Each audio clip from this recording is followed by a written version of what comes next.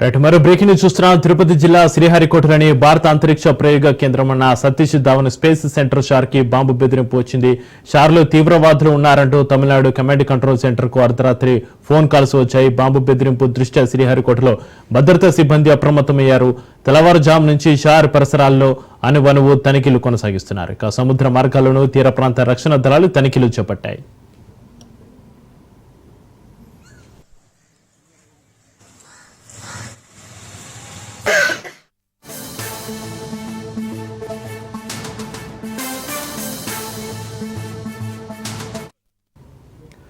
Breaking news చూస్తున్నాం. తిరుపతి జిల్లా శ్రీహరికోటలోని భారత అంతరిక్ష ప్రయోగ కేంద్రం సతీష్ ధావన్ స్పేస్ సెంటర్ షాకి బాంబు బెదిరింపు వచ్చింది.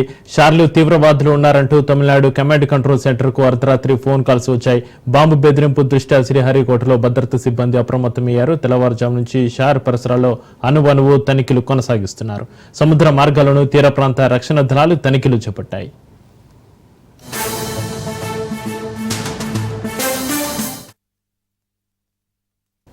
దీనికి సంబంధించి మరింత సమాచారాన్ని మా ప్రతినిధి చరిత్ర కుమార్ ఫోన్ లైన్ లో అందిస్తారు.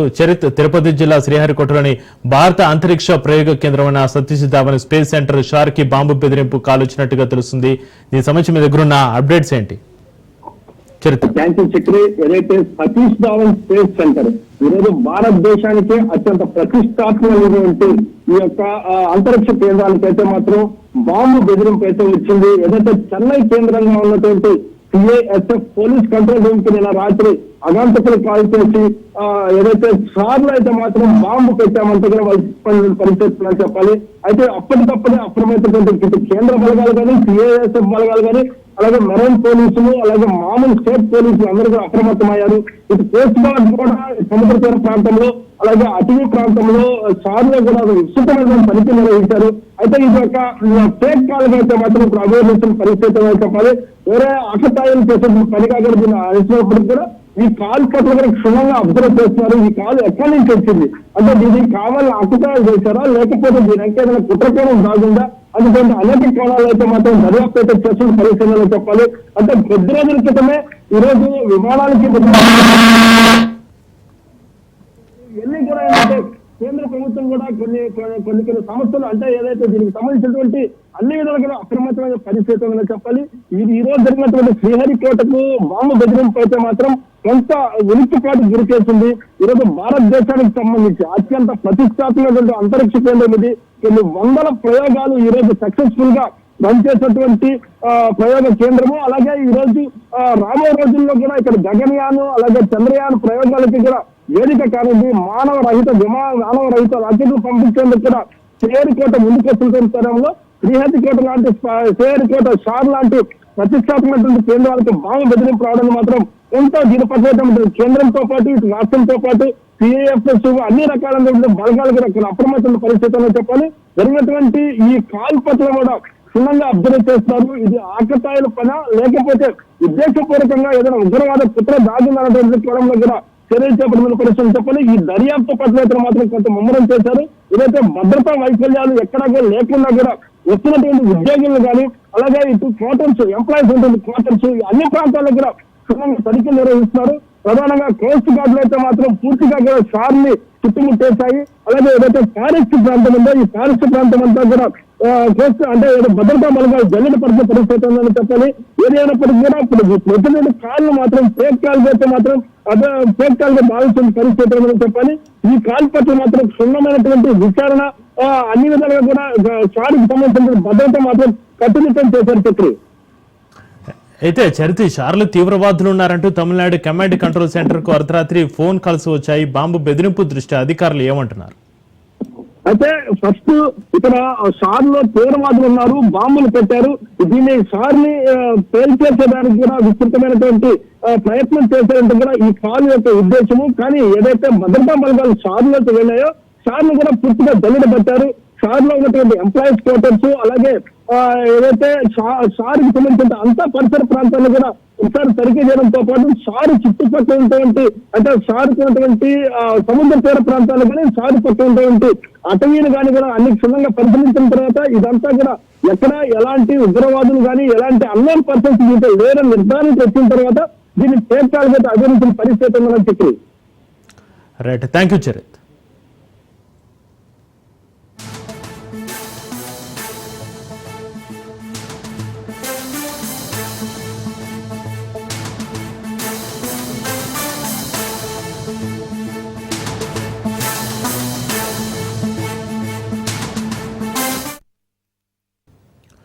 రైట్, బ్రేకింగ్ న్యూస్ చూస్తున్నాం. తిరుపతి జిల్లా శ్రీహరికోటలోని భారత అంతరిక్ష ప్రయోగ కేంద్రమైన సతీష్ ధావన్ స్పేస్ సెంటర్ షార్కి బాంబు బెదిరింపు వచ్చింది. షార్లో తీవ్రవాదులు ఉన్నారంటూ తమిళనాడు కమాండ్ కంట్రోల్ సెంటర్కు అర్ధరాత్రి ఫోన్ కాల్స్ వచ్చాయి. బాంబు బెదిరింపు దృష్ట్యా శ్రీహరికోటలో భద్రతా సిబ్బంది అప్రమత్తమయ్యారు. తెల్లవారుజాము నుంచి షార్ పరిసరాల్లో అణువణువు తనిఖీలు కొనసాగిస్తున్నారు. సముద్ర మార్గాలను తీర ప్రాంత రక్షణ దళాలు తనిఖీలు చేపట్టాయి.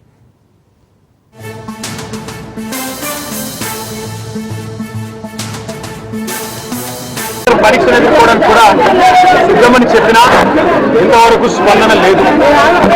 6 నెలలైంది కేసు బనాయించి సాధించిందేందో తెలియదు. వాస్తవం ఏంటి అంటే వాళ్ళ ఫార్ములా ఈ అనే ఒక రేసును హైదరాబాద్ కు తీసుకొచ్చి హైదరాబాద్ ప్రతిష్టను ఇనుమతింపజేసింది. అందాల పోటీలతో మిస్ వరల్డ్ అని ప్రపంచం ముందు అబాస్పాలు చేసింది కూడా కాంగ్రెస్ ప్రభుత్వం. ఇది వాస్తవం. నేను అనేదల్లా ఒకటే, నిజం ఎప్పుడైనా నిలకడ మీద తేలుతుంది.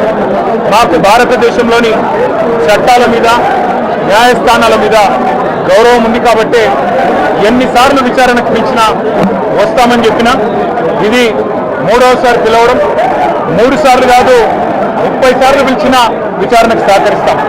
మా మీద కేసులు బనాయించి మమ్మల్ని ఇబ్బంది పెట్టి కమిషన్లు వేసి మమ్మల్ని ఏదో ఇబ్బంది పెట్టినంత మాత్రాన, వేధించినంత మాత్రాన ప్రజల తరఫున ప్రశ్నించడం బంద్ చేస్తామనుకుంటే అది కాంగ్రెస్ ప్రభుత్వం యొక్క అవివేకం, అజ్ఞానం అవుతుంది తప్ప ఇంకోటి కానే కాదు. పెద్దలు కేసీఆర్ గారిని, పెద్దలు హరీష్ రావు గారిని కాళేశ్వరం కమిషన్ ముందు కూర్చోబెట్టి మీరు పైశాచికానందం పొందొచ్చు.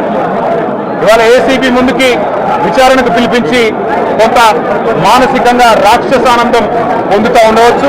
అవసరమైతే అరెస్ట్ కూడా చేస్తారు కావచ్చు. కానీ ఒకటి పక్క, తెలంగాణ కోసం గతంలోనే జైలుకు పోయి వచ్చిన వాళ్ళం. హైదరాబాద్ బ్రాండ్ ఇమేజ్ను పెంచే ప్రయత్నంలో భాగంగా హైదరాబాద్ బ్రాండ్ను కాపాడే క్రమంలో తీసుకున్న ఒక నిర్ణయం వల్ల మళ్ళీ జైలుకు పోవాల్సి వచ్చినా భయపడేది లేదు. ఒకసారి కాదు 100 సార్లు అయినా జైలుకు పోతాం, కానీ వదిలిపెట్టాం కాంగ్రెస్ ప్రభుత్వాన్ని, కాంగ్రెస్ పార్టీని. మీరిచ్చిన 420 హామీలు, మీరిచ్చిన దొంగ 6 గ్యారంటీలు, మీరిచ్చిన డిక్లరేషన్లు ఇవాళ మీరు లోకల్ బాడీ ఎన్నికలకు సిద్ధమవుతా ఉన్నారని చెప్పి వార్తలు వస్తూ ఉన్నాయి. రేవంత్ రెడ్డి గారు నిన్ను మొత్తం రాష్ట్రంలోని బీసీ వర్గాల ప్రజలందరూ గమనిస్తున్నారు.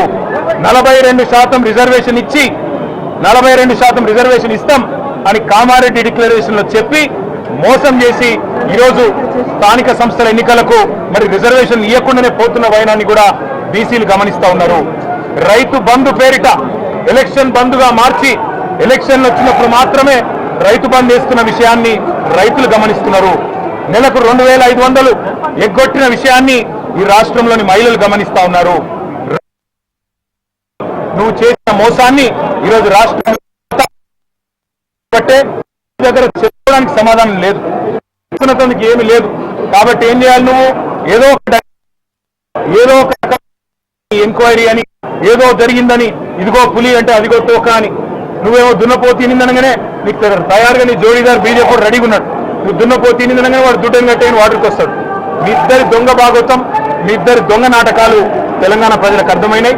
మేము మాత్రం వాళ్ళ పెడితే గిడితే ఒక వ్యక్తినో 2 వ్యక్తులను జైల్లో పెడతాం, కానీ లక్షలాది మంది కేసీఆర్ సైనికులను టచ్ చేసే ధైర్యం నీకు లేదు. తెలంగాణ ప్రజలకు రక్షణ కవచం లాగా ఆనాడు ఉన్నది టీఆర్ఎస్ఏ, ఈ రోజు ఉండేది బీఆర్ఎస్ఏ, రేపటికి కూడా స్వీయ రాజకీయ అస్తిత్వమే శ్రీరామ రక్ష అనే విధంగా ముందుకు పోతాం. నువ్వు ఒక్కసారి కాదు 100 సార్లు ఆనాడు ఉన్నది టీఆర్ఎస్ఏ, ఈ రోజు ఉండేది బీఆర్ఎస్ఏ, రేపటికి కూడా స్వీయ రాజకీయ అస్తిత్వమే శ్రీరామ రక్ష అనే విధంగా ముందుకు పోతాం. నువ్వు ఒక్కసారి కాదు 100 సార్లు పిలిచినా వస్తా, 100 సార్లు నిజమే చెప్తా. నువ్వు లై డిటెక్టర్ పరీక్షకు నీకు దమ్ముంటే నువ్వు మగాడివైతే రా. రాష్ట్ర ప్రజలందరూ చూస్తుండగా లై డిటెక్టర్ కూడా రెడీ. నువ్వు ఒక కేసు కాదు ఇంకో 1000 కేసులు పెట్టినా మేము ప్రశ్నించడం బంద్ చేయం, కొట్లాడడం బంద్ చేయం, తెలంగాణ ప్రజల తరపున నిలదీయడం బంద్ చేయం. నువ్వు వేధింపులతో కేసులతో ఏదో సాధిస్తాననుకుంటే నువ్వు సాధించేదేమీ లేదు. అన్నిటికీ తెగించే కొట్లాటకు ముందుకొచ్చినాం. తప్పకుండా అన్ని ఎదుర్కొంటామని చెప్పి మీ అందరికి తెలియజేస్తూ థ్యాంక్ యూ.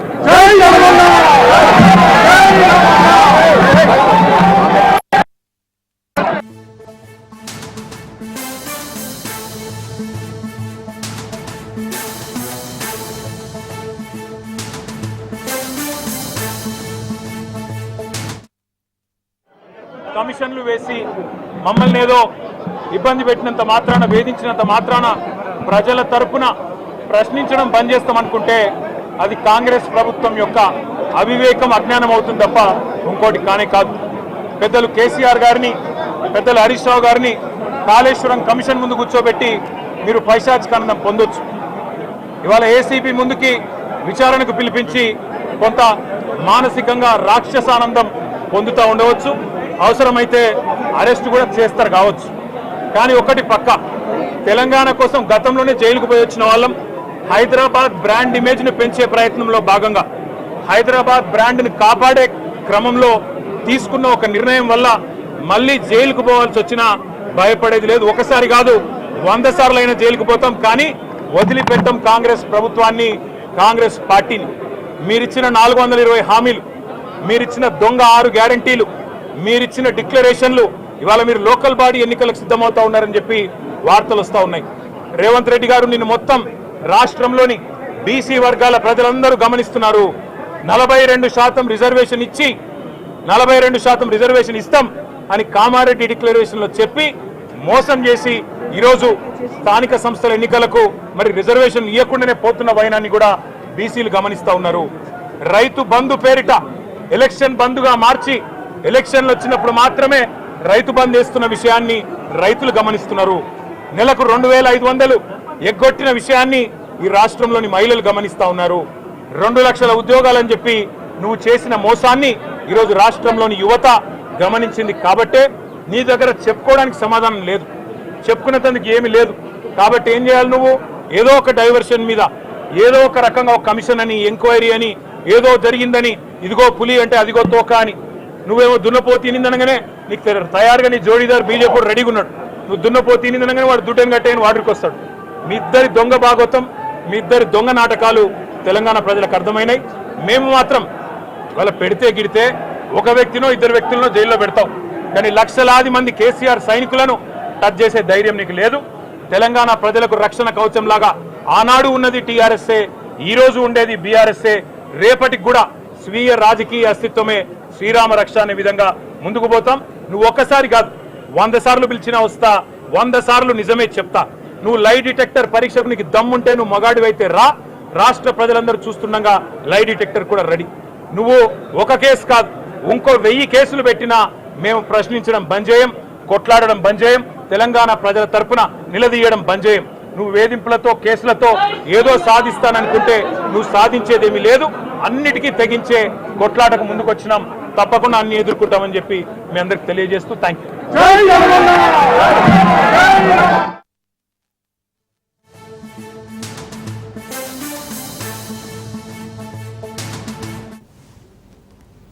రైట్గా ఏసీబీ విచారణకు ముందు కేటీఆర్ హాట్ కామెంట్స్ చేశారు. 6 నెలల ఫార్ములా ఏరేసు కేసులో సాధించింది ఏంటని ప్రశ్నించారు కేటీఆర్. ఈ కేసులో 3 సార్లు కాదు 30 సార్లు పిలిచినా విచారణకు వస్తానన్నారు.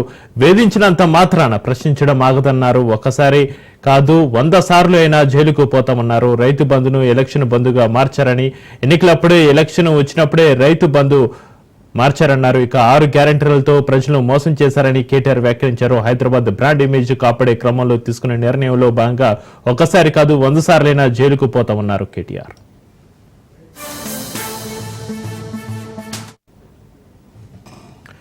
ఇక ఏసీబీ విచారణకు ముందు కేటీఆర్ హాట్ కామెంట్స్ సంబంధించి మరింత సమాచారాన్ని మా ప్రతినిధి రత్నకుమార్ లైవ్ లో అందిస్తారు.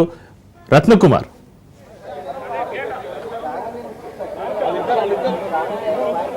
ఫార్ములా ఈ కార్ రేస్ కేసులో ఇప్పటికే ఏసీబీ అధికారులు ఇచ్చినటువంటి నోటీసులను యాక్సెప్ట్ చేస్తూ బీఆర్ఎస్ వర్కింగ్ ప్రెసిడెంట్ కేటీఆర్ విచారణకు హాజరు కాబోతున్నారు. మరికొద్దిసేపట్లోనే ఆయన తెలంగాణ భవన్ నుంచి ఏసీబీ ప్రధాన కార్యాలయం బంజారాహిల్స్ కు చేరుకుంటున్నారు. ఈ నేపథ్యంలోనే పోలీసులు భారీ బందోబస్తును ఏర్పాటు చేశారు.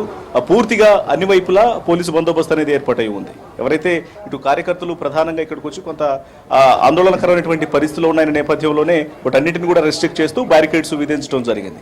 ఇక ఈ యొక్క ఫార్ములా ఈ కార్ రేస్ కు సంబంధించి దాదాపు 55 కోట్ల రూపాయల అవినీతి జరిగిందన్నటువంటి విషయాన్ని మెన్షన్ చేస్తూ హెచ్ఎండిఏకు సంబంధించినటువంటి దానకిషోర్ అనేటువంటి వ్యక్తి ఇచ్చినటువంటి ఫిర్యాదుతోనే కేసు నమోదు చేయడం జరిగింది ఏసీబీ అధికారులు. ఈ కేసు నమోదు చేసిన అనంతరం దీనికి సంబంధించి సిఎస్ ఇచ్చినటువంటి ఏదైతే గైడెన్స్ ప్రకారం కూడా ఇందులో A1 గా బీఆర్ఎస్ వర్కింగ్ ప్రెసిడెంట్ కేటీఆర్ ను A1 గా చేర్చారు. ఆ తర్వాత సీనియర్ ఐఏఎస్ అధికారి అరవింద్ కుమార్ ను A2 గా చేరుస్తూ మరోవైపున హెచ్ఎండిఏ అధికారి అయినటువంటి మాజీ చీఫ్ ఇంజనీర్ గా ఉన్నటువంటి బిఎల్ఎన్ రెడ్డిని A3 గా చేర్చారు. ఈ ముగ్గురిని ఇప్పటికే విచారణ చేయడం జరిగింది. ఆల్రెడీ ఏసీబీ అధికారులు ఇటు ముగ్గురిని కూడా విచారించారు. ఆ తర్వాత ఈడీ అధికారులు సైతం ఇందులో మనీ లాండరింగ్ జరిగిందన్నటువంటి ఉద్దేశంతోనే ఈడీ అధికారులు సైతం విచారణ చేయడం జరిగింది. ఇక దర్యాప్తులో భాగంగా ఏసీబీ ఎవరైతే ఈ యొక్క ఫార్ములా ఈ కార్ రేస్ కు సంబంధించి ఆపరేషన్స్ చేసినటువంటి సంస్థ ప్రతినిధులు ఎఫ్ఈఓ ప్రతినిధులను కూడా వర్చువల్ గా విచారించారు. ఈ యొక్క విచారణలో భాగంగా ముఖ్యంగా వారు కుదుర్చుకున్నటువంటి కాంట్రాక్టులకు సంబంధించి కూడా ప్రశ్నించడం జరిగింది. అయితే 55 కోట్ల రూపాయల నగదు ట్రాన్స్ఫర్ విషయంలో ఎక్కడా కూడా గైడ్ లైన్స్ అనేవి పాటించకుండా ఒక క్యాబినెట్ అనేది ఏర్పాటు చేయకుండా ఎటువంటి అనుమతులు లేకుండానే స్వయంగానే అంటే ఏకపక్షంగా నిర్ణయాలు తీసుకొని మనీ ట్రాన్స్ఫర్స్ చేశారు అనేది వారి మీద ఉన్నటువంటి అభియోగం. ఈ ఆరోపణలకు సంబంధించి ఇప్పటికే కేటీఆర్ స్పందించడం జరిగింది. ఇదొక పనికిమాలిన కేసు అనేటువంటి విషయాన్ని కూడా ఆయన ఘాటుగానే అభివర్ణించారు. ఎందుకంటే దాదాపు ఆ యొక్క జరిగినటువంటి ట్రాన్సాక్షన్స్ అనేవి కూడా చాలా పూర్తిగా ట్రాన్స్పరెన్స్ గా జరిగినటువంటి ట్రాన్సాక్షన్స్ ఇవన్నీ కూడా ఇందులో ఒక్క రూపాయి కూడా అవినీతి లేదు. దీన్ని కేవలం రాజకీయ పరమైనటువంటి కక్షలో భాగంగానే తనపైన ఈ కేసులు నమోదు చేయడం జరిగింది. కానీ దర్యాప్తు సంస్థలు ఇచ్చినటువంటి నోటీసులను తాను యాక్సెప్ట్ చేస్తున్నాను, దర్యాప్తు సంస్థలకు ఖచ్చితంగా అధికారులకు సహకరిస్తానన్నటువంటి విషయాన్ని కూడా ఆయన మెన్షన్ చేశారు. ఇక మరోవైపు ఈ యొక్క విచారణకు సహకరించడంలో భాగంగానే మొదటిసారి విచారణకు పిలిచినప్పుడు ఆయన హాజరవడం జరిగింది. అయితే రెండవసారి విచారణకు మే 28న మరొకసారి విచారణకు హాజరు కావాలని నోటీసులు ఇచ్చినప్పుడు తాను అప్పటికే యూకే టూర్ ప్లాన్ చేసి ఉన్నాను కాబట్టి మరొక తేదీలో విచారణకు హాజరవుతాను, ఇప్పుడు విచారణకు హాజరు కాలేనటువంటి విషయాన్ని కూడా తెలియజేశారు.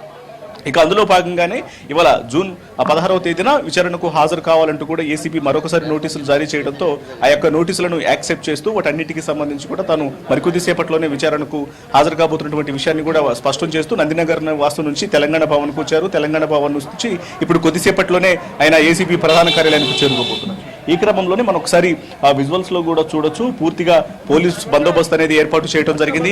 ఇప్పటికే ఏసీబీ దర్యాప్తు బృందం ఒకవైపున ఇటు ACB director general Vijay Kumar ACB ప్రధాన కార్యాలయానికి చేరుకున్నారు. మరోవైపు ఇటు జాయింట్ డైరెక్టర్ రితిరాజు అలాగే డైరెక్టర్ మనం ఎక్స్క్లూజివ్ గా విజువల్స్ లో చూస్తున్నాం. కేటీఆర్ విచారణకు హాజరవుతున్నారు. ఆయన బీఆర్ఎస్ వర్కింగ్ ప్రెసిడెంట్ విచారణకు హాజరవుతున్నటువంటి ఆ విజువల్స్ ని చూస్తున్నాం. ఆయన ఇచ్చినటువంటి మాటకు కట్టుబడుతూ ఇప్పుడే ఆయన ఏసీబీ ప్రధాన కార్యాలయంలోకి వెళ్తున్నటువంటి ఆ దృశ్యాలను కూడా చూస్తున్నాం. సో ఈ నేపథ్యంలోనే పోలీసు బందోబస్తు అనేది ఏర్పాటు చేయడం జరిగింది. కేవలం గతంలో జరిగినటువంటి పరిణామాలన్నింటినీ కూడా దృష్టిలో ఉంచుకొని కార్యకర్తల మొత్తాన్ని కూడా ఆ మెయిన్ రోడ్ నెంబర్ 12లోనే పూర్తిగా వాళ్ళందరినీ కూడా అక్కడే రెస్ట్రిక్ట్ చేసేశారు. సో ఇప్పుడు కేవలం కేటీఆర్ వెహికల్ ని మాత్రమే లోపలికి అలౌ చేయడం జరిగింది. ఆల్రెడీ 10 నిమిషాల ముందే దర్యాప్తు బృందం లోపలికి వెళ్లారు. వైపున ఇటు జాయింట్ డైరెక్టర్ గా ఉన్నటువంటి రితిరాజు కావచ్చు, అలాగే డైరెక్టర్ గా ఉన్నటువంటి Tarun Joshi, director general Vijay Kumar vehicles అనేవి లోపలికి వెళ్ళాయి. మరికొద్ది సేపట్లోనే యొక్క విచారణ అనేది మొదలు కాబోతుంది. ఇక కేటీఆర్ దాంతో పాటు గతంలో ఆయనకు కోర్టు ఇచ్చినటువంటి అనుమతులను దృష్టిలో పెట్టుకొని అడ్వకేట్ రామచంద్రరావు సైతం లోపలికి వెళ్ళేటువంటి అవకాశం ఉంది. కాబట్టి అడ్వకేట్ తో కలిసి ఆయన విచారణలో పాల్గొంటూ ఉన్నారు. సో జరుగుతున్నటువంటి విచారణను చూసేటువంటి వీలనేది ఇటు అడ్వకేట్ కు ఉంటుంది.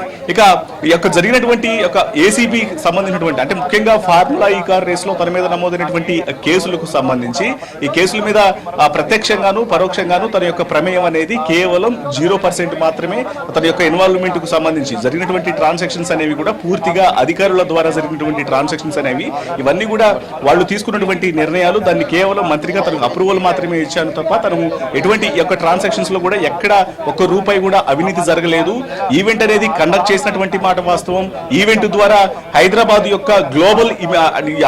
యొక్క ఇమేజ్ ను గ్లోబల్ స్థాయిలో అంటే ప్రపంచ స్థాయిలో కూడా దీనికి ఒక పేరు అనేది వచ్చింది. గ్రాండ్ గా ఈవెంట్ ను ఆర్గనైజ్ చేయడం జరిగింది.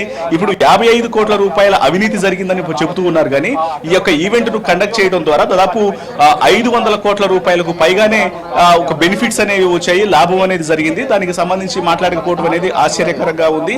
అయినప్పటికీ కూడా 55 కోట్ల రూపాయల అవినీతి అనేది ఏదైతే వీళ్ళు ప్రస్తుతం కేసు అనేది నమోదు చేయడం జరిగిందో అందులో ₹1 కూడా అవినీతి అనేది జరగలేదనేది కేటీఆర్ చెబుతున్నటువంటి మాట. అందులో భాగంగానే ఇప్పటికే ఒకసారి విచారణ చేయడం జరిగింది. అయితే ఇదే కేసులో ఎప్పుడైతే ఏసీబీ కేసు నమోదు చేయడం జరిగిందో ఆ యొక్క ఎఫ్ఐఆర్ కాపీలను తీసుకొని ఈడీ అధికారులు సైతం ఈసీఆర్ నమోదు చేశారు. ఈసీఆర్ నమోదు చేసి ఈడీ అధికారులు సైతం కేటీఆర్ ను విచారించడం జరిగింది. గతంలో మొదటిసారి ఏసీబీ విచారణ జరిగినప్పుడు 10 గంటల నుంచి సాయంత్రం 5 గంటల వరకు దాదాపు 7 గంటల పాటు సుదీర్ఘ విచారణ అనేది జరిగింది. ఈడీ అధికారులు సైతం దాదాపు 8 గంటల పాటు కేటీఆర్ రాత్రి 7 గంటల వరకు మొత్తం 9 గంటల పాటు కేటీఆర్ ను విచారించారు. ఇప్పుడు మరొకసారి ఎందుకంటే ఎఫ్ఈఓ ప్రతినిధులతో ఆయనకున్నటువంటి సంబంధాలకు సంబంధించి కుదుర్చుకున్నటువంటి కాంట్రాక్టులు అనేవి ఏ రకంగా కుదుర్చుకోవడం జరిగింది. ఆల్రెడీ మొదటిసారి ఈవెంట్ ను కండక్ట్ చేసిన వాళ్ళు రెండోసారి ఈవెంట్ కండక్ట్ చేసే సమయానికి ఎందుకు ఒప్పందాన్ని విరమించుకోవాల్సినటువంటి పరిస్థితి ఏర్పడింది.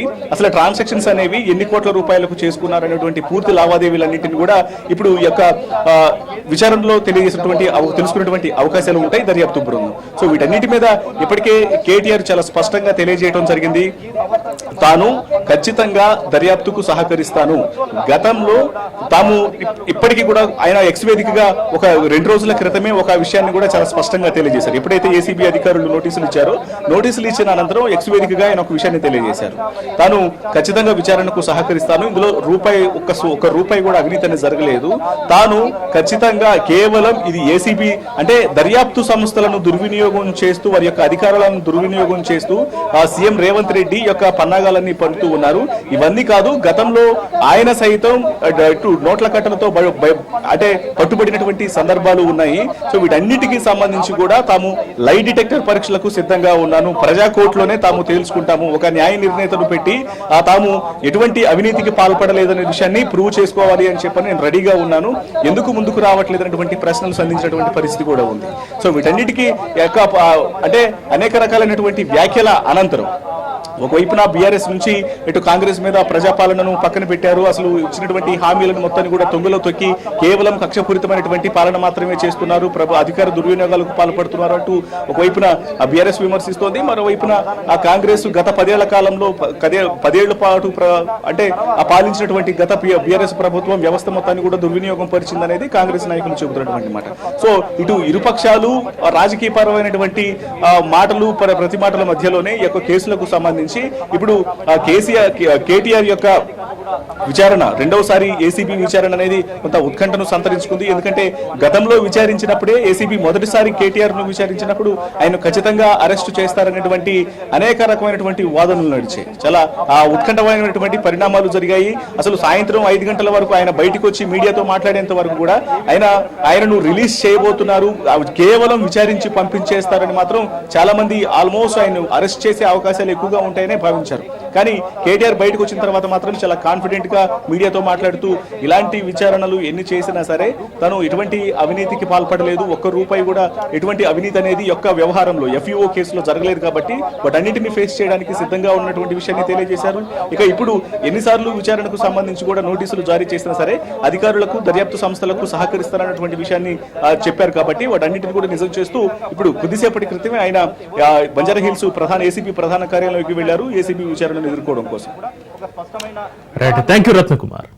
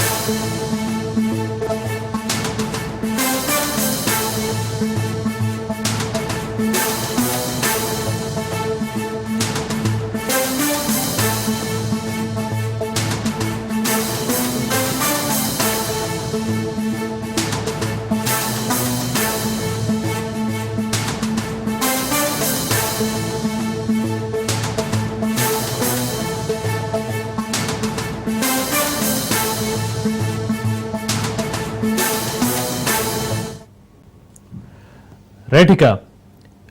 ఏసీబీ విచారణకు ముందు కేటీఆర్ హాట్ కామెంట్స్ చేశారు. 6 నెలల్లో ఫార్ములా ఈ రేసు కేసులో సాధించింది ఏంటని ప్రశ్నించారు కేటీఆర్. ఈ కేసులో 3 సార్లు కాదు 30 సార్లు పిలిచినా విచారణకు వస్తానన్నారు. వేధించినంత మాత్రాన ప్రశ్నించడం ఆగదన్నారు. ఒకసారి కాదు 100 సార్లైనా జైలుకు పోతామన్నారు. రైతు బంధును ఎలక్షన్ బంధుగా మార్చారని, ఎలక్షన్ వచ్చినప్పుడే రైతు బంధు మార్చారన్నారు. 6 గ్యారంటీలతో ప్రజలను మోసం చేశారని కేటీఆర్ వ్యాఖ్యానించారు. హైదరాబాద్ బ్రాండ్ ఇమేజ్ కాపాడే క్రమంలో తీసుకునే నిర్ణయంలో భాగంగా ఒకసారి కాదు 100 సార్లైనా జైలుకు పోతామన్నారు కేటీఆర్. కేటీఆర్ ఏసీపీ ఆఫీస్ కు వెళ్లారు. తెలంగాణ భవన్ నుంచి కేటీఆర్ ఏసీపీ ఆఫీస్ కి నేరుగా చేరుకున్నారు. ఫార్ములా ఏరేసి కేసులో ఆయన ఏసీపీ విచారణను ఎదుర్కొంటున్నారు. ఇక దీనికి సంబంధించి మరింత సమాచారాన్ని మా ప్రతినిధి సైదులు లైవ్ లో అందిస్తారు. సైదులు,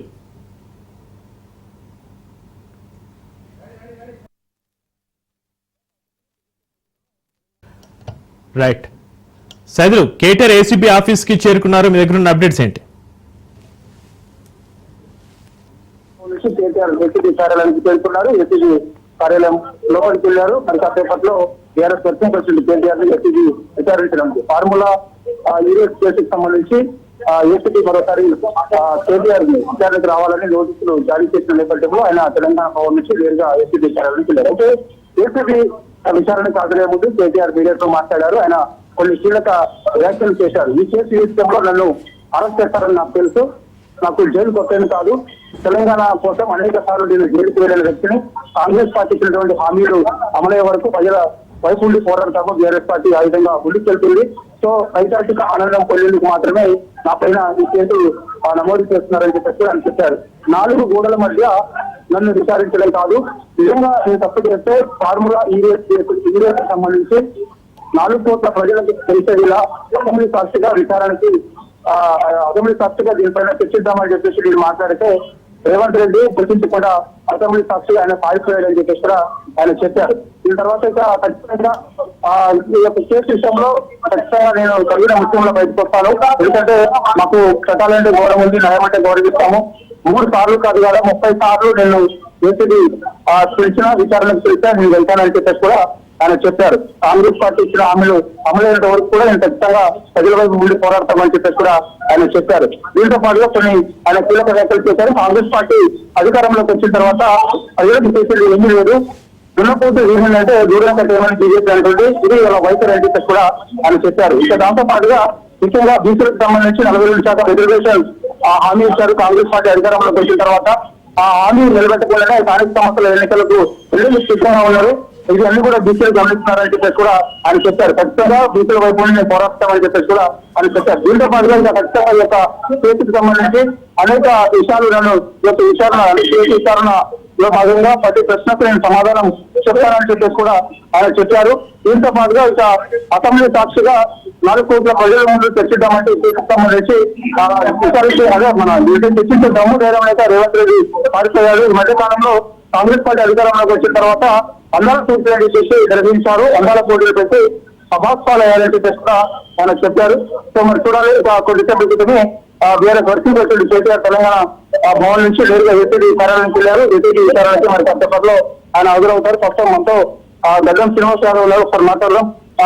ఈ మీరేమో హైదరాబాద్ బ్రాండ్ ఇమేజ్ తెలిసేందుకు ఫార్ములా ఈరోజు నిర్వహించామంటున్నారు. కాంగ్రెస్ పార్టీ అధికారంలోకి వచ్చిన తర్వాత ఇలా పెద్ద ఎత్తున అవకతవకలు జరిగాయి. 54 కోట్ల రూపాయలు వేరే ప్రభుత్వం ఏదో ప్రైవేట్ కంపెనీకి అప్పచెప్పారని చెప్పేసి అంటున్నారు. ఎలా చూస్తారు?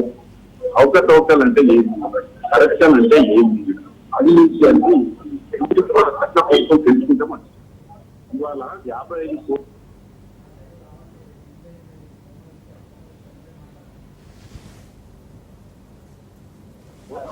అవినీతి ఎట్లా జరుగుతుంది, ఏసీబీకి ఎట్లా అప్లికేబుల్ అవుతుంది, ఈడీ ఎట్లా ఇందులో భాగస్వామ్యం అవుతుంది, ఇవన్నీ ఏంటంటే అర్థమవుతుందా? ఇది ఒక అట్రాక్షన్, ఒక ఏంటి అంటే అక్రమ కేసులు కేటీఆర్ మెడల చెయ్యాలి అన్న ఆలోచనని తప్ప అలా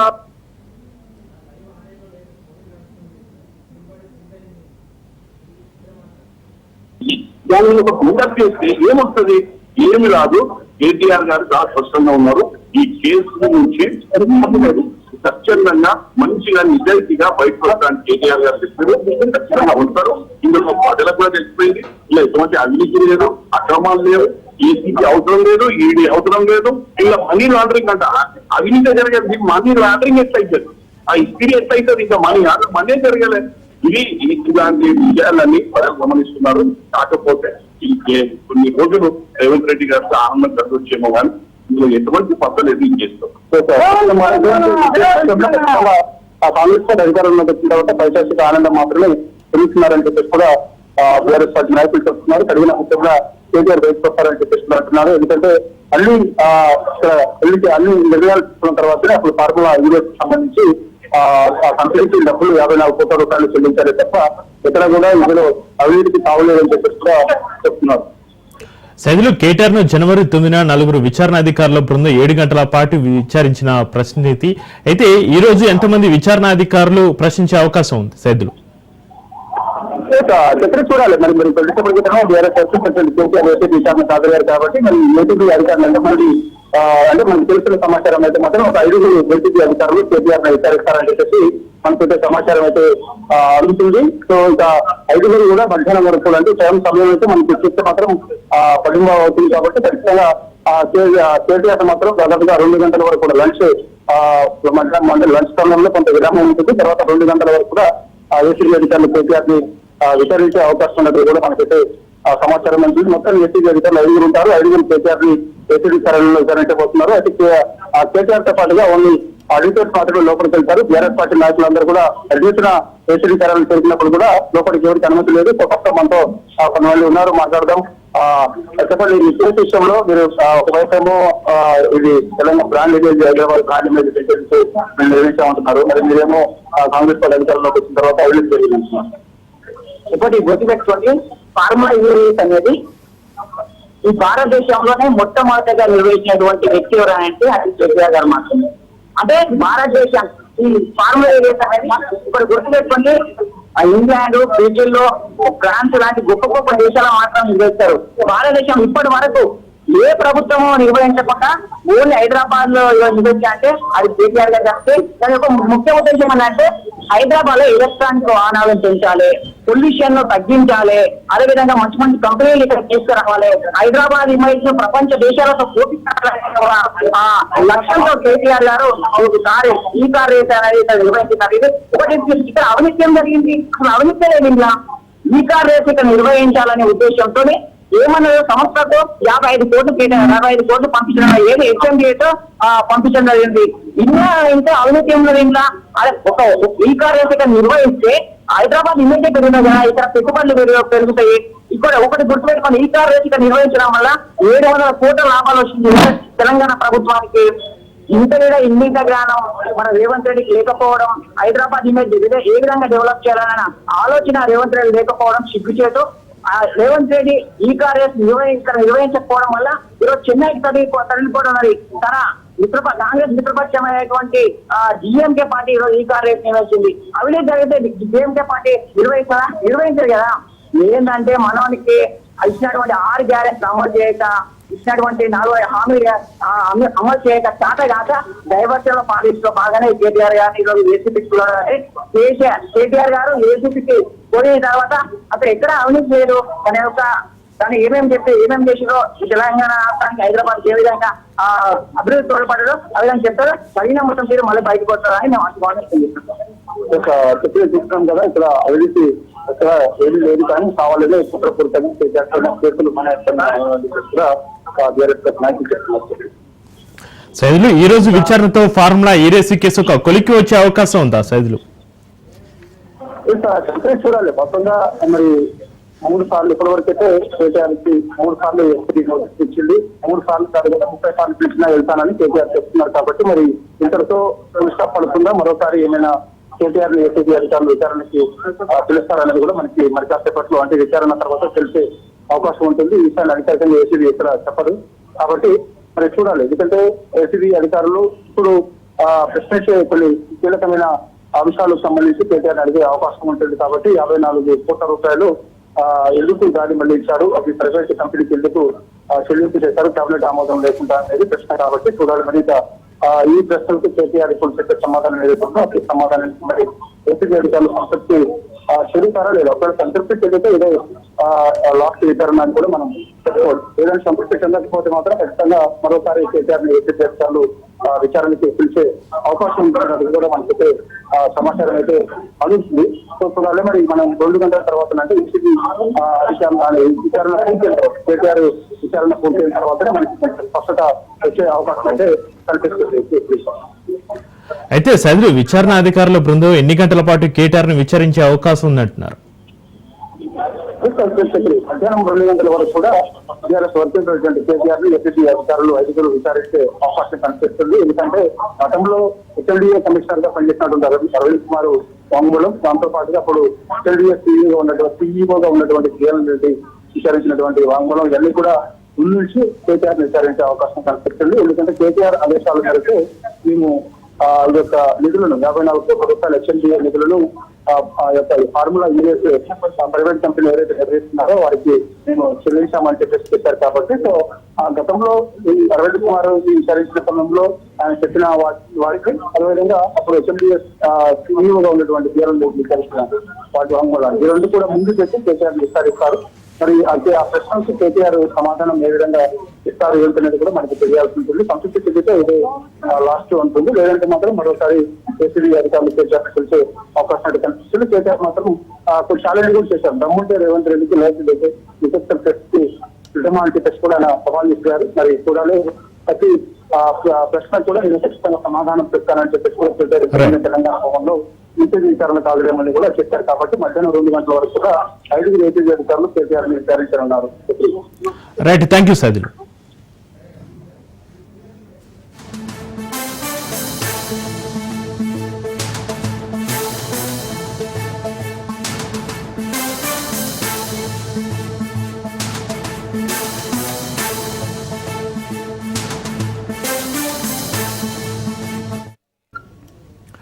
మాజీ మంత్రి కేటీఆర్ ఏసీబీ విచారణకు హాజరయ్యారు. ఫార్ములా ఈ కేసులో ఆయన విచారణకు అటెండ్ అయ్యారు.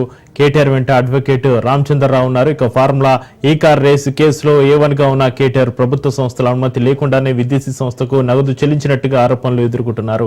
కేటీఆర్ విచారణ వేళ ఏసీబీ ఆఫీస్ దగ్గర భారీగా పోలీసుల మోహరించారు. ఇక ఏసీబీ విచారణకు ముందు కేటీఆర్ హాట్ కామెంట్స్ చేశారు. 6 నెలల్లో ఫార్ములా ఈ రేసు కేసులో సాధించింది ఏంటని ప్రశ్నించారు కేటీఆర్. ఈ కేసులో 3 సార్లు కాదు 30 సార్లు పిలిచినా విచారణకు వస్తానన్నారు. వేధించినంత మాత్రాన ప్రశ్నించడం ఆగదన్నారు. ఒకసారి కాదు 100 సార్లైనా జైలుకు పోతామన్నారు. రైతు బంధును ఎలక్షన్ బంధుగా మార్చారని, ఎన్నికలప్పుడే ఎలక్షన్ వచ్చినప్పుడే రైతు బంధు మార్చారన్నారు. 6 గ్యారంటీలతో ప్రజలను మోసం చేశారని కేటీఆర్ వ్యాఖ్యానించారు.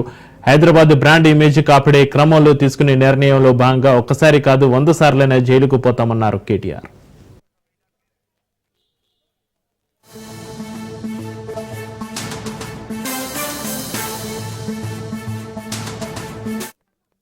ఏంటి అంటే వాళ్ళ ఫార్ములా ఈ అనే ఒక రేసును హైదరాబాద్ కు తీసుకొచ్చి హైదరాబాద్ ప్రతిష్టను అందాల పోటీలతో మిస్ వరల్డ్ అని ప్రపంచం ముందు అబాస్పాలు చేసింది కూడా కాంగ్రెస్ ప్రభుత్వం. ఇది వాస్తవం. నేను అనేదల్లా ఒకటే, నిజం ఎప్పుడైనా నిలకడ మీద తేలుతుంది. మాకు భారతదేశంలోని చట్టాల మీద న్యాయస్థానాల మీద గౌరవం ఉంది కాబట్టి ఎన్నిసార్లు విచారణకు పిలిచినా వస్తామని చెప్పినా ఇది 3వసారి పిలవడం, 3 సార్లు కాదు 30 సార్లు పిలిచినా విచారణకు సహకరిస్తాం. మా మీద కేసులు బనాయించి మమ్మల్ని ఇబ్బంది పెట్టి కమిషన్లు వేసి మమ్మల్ని ఏదో ఇబ్బంది పెట్టినంత మాత్రాన, వేధించినంత మాత్రాన ప్రజల తరపున ప్రశ్నించడం బంద్ చేస్తామనుకుంటే అది కాంగ్రెస్ ప్రభుత్వం యొక్క అవివేకం, అజ్ఞానం అవుతుంది తప్ప ఇంకోటి కానే కాదు. పెద్దలు కేసీఆర్ గారిని, పెద్దలు హరీష్ రావు గారిని కాళేశ్వరం కమిషన్ ముందు కూర్చోబెట్టి మీరు పైశాచికాన్ని పొందొచ్చు. ఇవాళ ఏసీబీ ముందుకి విచారణకు పిలిపించి కొంత మానసికంగా రాక్షసానందం పొందుతూ ఉండవచ్చు. అవసరమైతే అరెస్ట్ కూడా చేస్తారు కావచ్చు. కానీ ఒకటి పక్క, తెలంగాణ కోసం గతంలోనే జైలుకు పోయి వచ్చిన వాళ్ళం. హైదరాబాద్ బ్రాండ్ ఇమేజ్ ను పెంచే ప్రయత్నంలో భాగంగా హైదరాబాద్ బ్రాండ్ ని కాపాడే క్రమంలో తీసుకున్న ఒక నిర్ణయం వల్ల మళ్ళీ జైలుకు పోవాల్సి వచ్చినా భయపడేది లేదు. ఒకసారి కాదు 100 సార్లైనా జైలుకు పోతాం, కానీ వదిలిపెట్టాం కాంగ్రెస్ ప్రభుత్వాన్ని, కాంగ్రెస్ పార్టీని. వాస్తవం